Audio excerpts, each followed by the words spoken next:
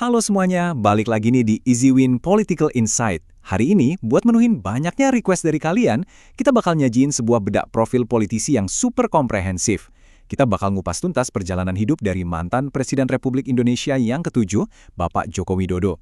Kita bakal telusuri dari mana sih beliau berasal, peristiwa besar apa aja yang ngubah hidupnya, sampai warisan prestasi dan kontroversinya. Siap-siap ya, karena evolusi dari seorang outsider sampai jadi tokoh sentral di negara ini benar-benar menarik banget buat dibahas. Nah, kita mulai dari satu fakta yang mungkin sebagian dari kalian belum tahu. Presiden ketujuh kita ini pas lahir sebenarnya dikasih nama Mulyono. Iya beneran, Mulyono. Tapi karena waktu balita beliau ini sering banget sakit-sakitan, akhirnya ikutin tradisi Jawa, namanya diganti jadi Joko Widodo. Artinya itu sehat atau sejahtera.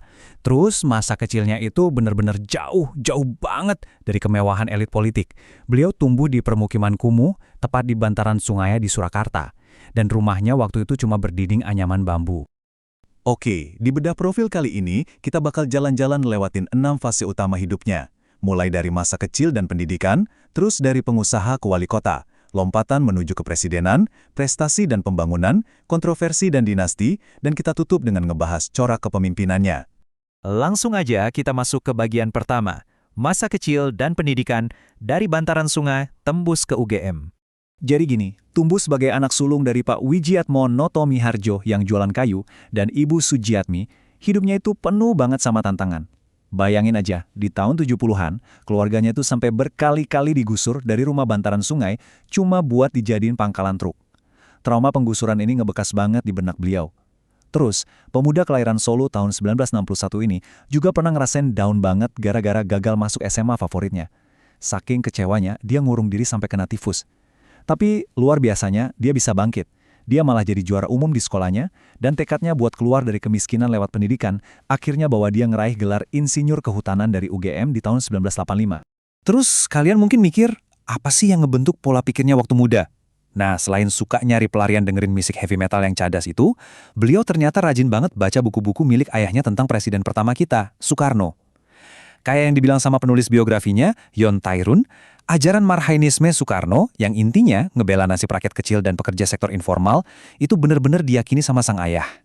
Dan nilai-nilai inilah yang akhirnya nempel dan ngedobrak fokus politik Jokowi ke depannya buat selalu merhatiin uang cilik.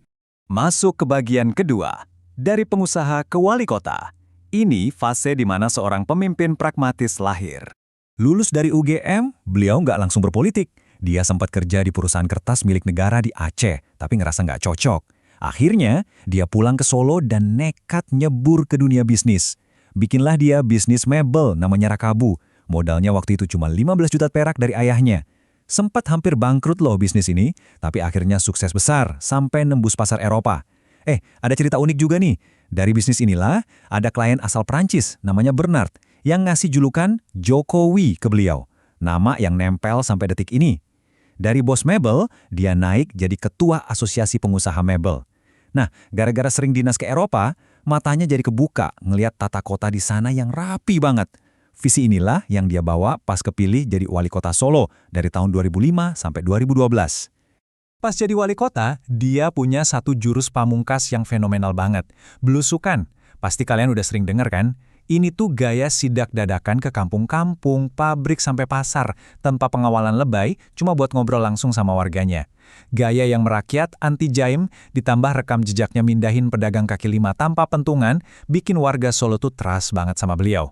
Hasilnya, di periode kedua pemilihan wali kota, dia menang telak dengan suara di atas 90%. Gila nggak tuh? Lanjut ke bagian ketiga, lompatan menuju kepresidenan. Ini benar-benar lompatan fenomenal dari Jakarta. Saking populernya di Solo, nama Jokowi mulai jadi perbincangan nasional. Di tahun 2012, didorong sama Ibu Megawati dan tokoh politik lainnya, dia hijrah ke ibu kota buat nyalonin diri jadi gubernur Jakarta. Pakai gaya kampanye kotak-kotak yang seger banget dan manfaatin kekuatan media sosial anak muda, dia menang. Dan dia nggak pakai lama. Birokrasi langsung dirombak pakai sistem lelang jabatan, proyek MRT yang udah mangkrak puluhan tahun langsung digas, bikin program Kartu Jakarta Sehat, sampai ngerok waduk-waduk buat ngatasin banjir yang udah jadi penyakit kronis Jakarta. Aksi-aksi praktis inilah yang bikin citranya meroket tajam sebagai sosok yang benar-benar bisa kerja. Nah, poin krusialnya ada di sini nih. Baru 2 tahun ngejabat di Jakarta, momentum itu datang. Dia maju ke Pilpres 2014 ngelawan Prabowo Subianto. Dan dia menang. Ini bukan sekedar kemenangan biasa. Ini tuh pergeseran sejarah yang monumental banget buat Indonesia.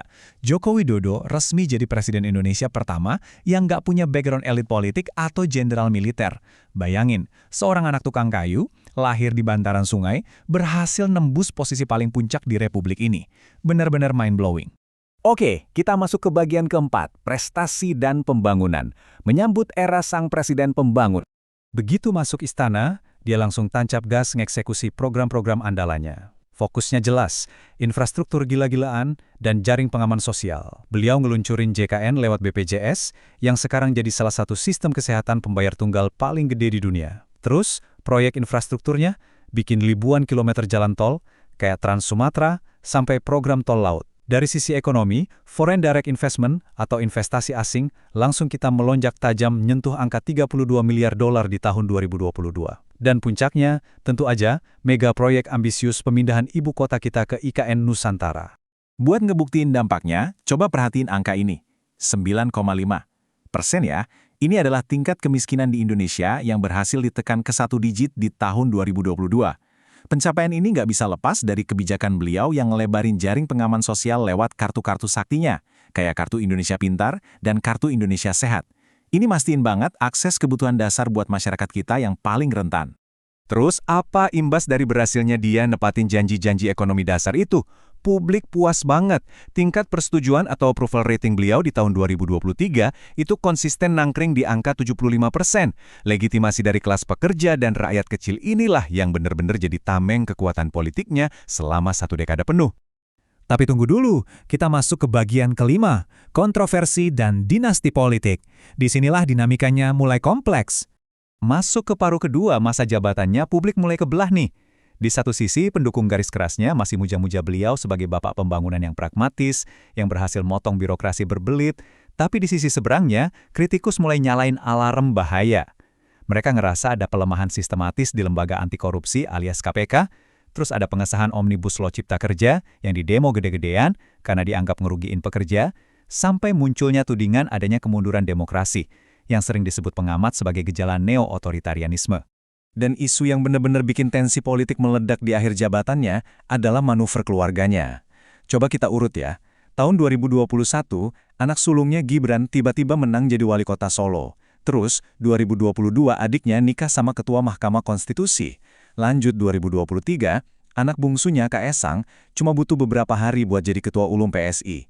Puncaknya di 2024, Gibran maju jadi calon wakil presiden berkat putusan MK yang ngundang polemik nasional. Rangkaian ini memicu debat panas soal kebangkitan politik dinasti yang pada akhirnya berujung pada pecah kongsi beliau dengan partai yang membesarkannya, PDIP. Oke, sekarang di bagian ke-6, corak kepemimpinan Jokowi. Kalau disimpulin, gaya beliau itu kayak gimana sih? Kalau kita perhatiin baik-baik, gaya kepemimpinannya itu campuran yang unik banget antara pragmatisme bisnis yang pokoknya asal jalan dan ada hasilnya, ditambah sentuhan tata krama budaya Jawa. Ideologi itu kayak di nomor 2 kan, yang penting eksekusi. Nah, salah satu gaya komunikasi beliau yang paling nempel di kepala kita, bahkan sampai jadi meme, adalah frasa ini, YNTKTS. Yonda tahu, kotanya saya. Di balik lucunya kalimat ini, sebenarnya ini tuh taktik ngeles tingkat dewa yang sangat efektif buat ngedestroy tensi politik dan ngehindarin konfrontasi langsung pas lagi dihajar kritik sana-sini.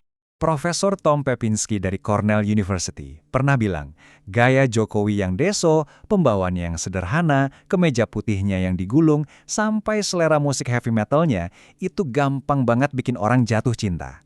Dan tahu nggak? Citra sebagai orang luar atau outsider yang merakyat, ini justru jadi tameng yang super tebal buat nutupin betapa lihai dan sentralnya manuver politik dia di balik layar. Benar-benar masterclass politik. Jadi, pada akhirnya, buku sejarah bakal nyatet nama Joko Widodo dari 2 sudut pandang yang sangat berbeda. Pertanyaannya sekarang buat kalian, apakah beliau bakal lebih dikenang sebagai arsitek Indonesia modern, sang bapak infrastruktur yang ngasih kita jalan tol dan jaminan kesehatan, ataukah sebagai arsitek dinasti baru yang rela nabrak norma-norma demokrasi demi ngamanin kekuasaan? Nah, sekarang giliran kalian nih. Buruan ketik pendapat kalian yang paling jujur dan kritis di kolom komentar di bawah. Gimana menurut kalian profil dan gaya kepemimpinan Jokowi selama 10 tahun ini? Kalau kalian ngerasa bedah profil ini ngebuka wawasan, langsung aja klik like, share ke teman-teman kalian, dan pastinya subscribe ke channel Easy Win Political Insight. Jangan lupa nyalain lonceng notifikasinya ya, soalnya kita bakal terus ngasih asupan bedah profil dan analisis politik terupdate setiap hari buat kalian.